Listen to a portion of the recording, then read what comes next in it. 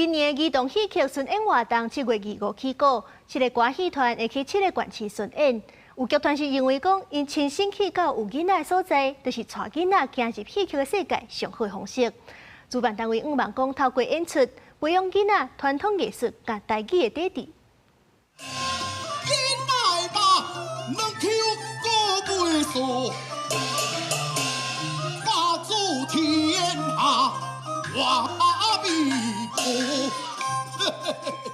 這出保者出任務是新團歌戲劇團的作品，為着要推動兒童戲劇的發展，這幾年有真濟劇團加入去創作。由台灣歌戲推廣基金會甲團結中心共同辦理的兒童戲劇巡演活動，請囡仔來看戲，特別起稿啊！今年有7個劇團參與，其中長美分歌戲團認為，直接讓戲劇加入去囡仔的世界，就是上好的方式。戲曲呢，要行入去囡仔的生活。其實上直接的方法就是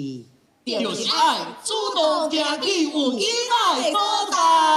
團結中心表示，希望結合政府甲民間團體的力量，透過兒童戲劇的演出、解說甲互動體驗的活動，培養囡仔對傳統藝術甲台語的底蘊。若台灣歌戲推廣基金會也講，希望透過演出，傳了更較儕囡仔熟悉台灣的藝術文化，傳承戲劇甲台語的水。我把囡仔帶出來，把父母帶出來，爸爸媽媽和囡仔做伙出來，親子假日的大匯演，歌仔戲兒童的大匯演。透過這個歌戲呢，嘛，互因除了認識歌戲以外呢，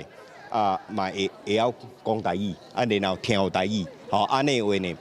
，1減2個，忘啦佫減4個。團結中心表示，今年的活動對7月25開始，7個劇團會去到宜蘭、新竹、台中、嘉義、高雄等7個縣市的公園廟口巡演，攏總有7場戲，希望招大人囡仔做伙來看戲。